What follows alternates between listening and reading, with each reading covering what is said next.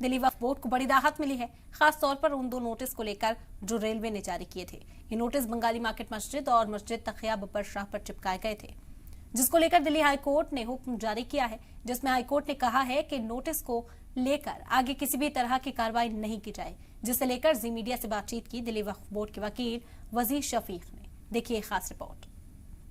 Delhi Waqf board को उन 2 notice को लेकर बड़ी राहत मिली है।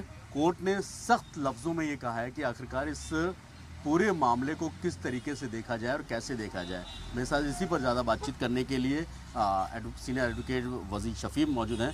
शफीक साहब, आज कोर्ट में हियरिंग की उन 2 नोटिस को, खासकर जो रेलवे ने चिपकाए थे बंगाली मार्केट मस्जिद पे और दूसरी मस्जिद जो ITO पे है तकिया बब्बर शाह पर, क्या रहा कोर्ट में? थोड़ा अगर हमें डिटेल में बता पाएँ।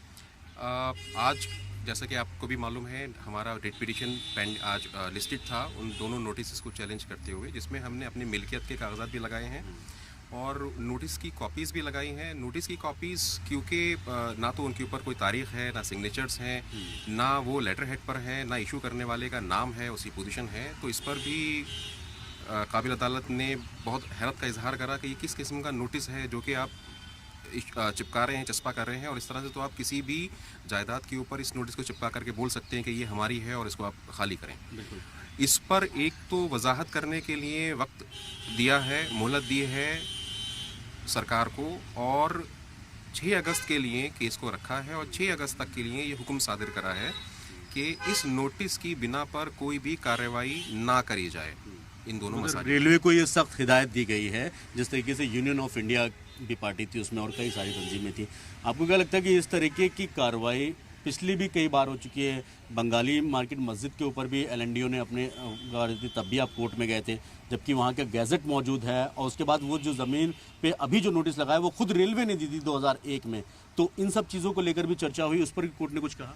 जी, कहा बहुत कुछ है, बट क्योंकि ये सब चीज़ें ऑर्डर का पार्ट नहीं होती हैं और ये टेंटेटिव एक्सचेंजेस हैं जो कोर्ट के अंदर होती हैं, तो उसको मेरा किसी बाइट में कहना मुनासिब नहीं होगा।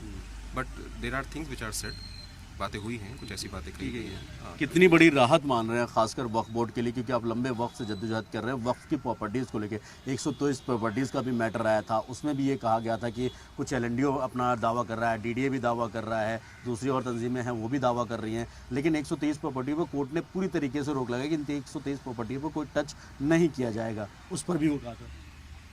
देखिए, ये दिक्कतें ऑफ कोर्स काफ़ी बढ़ गई हैं, इधर आकर काफ़ी बढ़ गई हैं। जैसे महरौली की एक मुग़ल मस्जिद के नाम से है, कुतुब कॉम्प्लेक्स के अंदर है बट फेंस्ड एरिया के बाहर है, वहाँ पर इबादत रोक दी गई। उसके अलावा सुनहरी बाग रोड पर एक मस्जिद है, उसको तोड़ने के लिए प्लान बना। बंगाली मार्केट मस्जिद की एक दीवार को तोड़ दिया गया। तो ये सब चीज़ें चल रही हैं। हमारे लगभग 7 दरगाहें, मज़ार ऐसे हैं जो कि बिना किसी नोटिस के, बिना किसी हमको प्रायर इन्फॉर्मेशन के उनको ज़मींदोज़ कर दिया गया, बिल्कुल साफ़ कर दिया गया। तो जैसे ही हमको कोई भी किसी किस्म की कहीं से भी इन्फॉर्मेशन मिलती है, दिल्ली वक्फ बोर्ड उस पर बहुत सीरियसली काम करता है। बहुत बहुत शुक्रिया हमसे बात करने के लिए। साफ तौर पर है सीनियर एडवोकेट वजीर शफीक जिस तरीके से बता रहे थे, एक बड़ी राहत ज़रूर है वक्फ बोर्ड के लिए, और एक झटका उन तंजीमों को, उन डिपार्टमेंट्स को भी है, क्योंकि जो बिना नोटिस जो चिपकाया गया उस पर ना तो किसी अथॉरिटी का नाम था, ना ही स्टैम्प थी, ना ही कोई लेटर पैड का नंबर था, ना ही फाइल नंबर था। किसी तरीके से कोर्ट ने अपने सख्त लफ्ज़ों में ये कहा है, जो सूत्रों के हवाले से खबर है, जो कोर्ट में आर्गूमेंट के टाइम पे ये कहा गया कि क्यों ना आपकी पॉलिसी को एक बार रिव्यू किया जाए। ये एक बड़ा तगड़ा झटका ज़रूर कहा जा सकता है उन डिपार्टमेंट्स के लिए जो लगातार इस तरीके की कार्रवाई कर रहे हैं। वीडियो जर्नलिस्ट मोहित के साथ सैयद मुबशर, जी मीडिया, दिल्ली।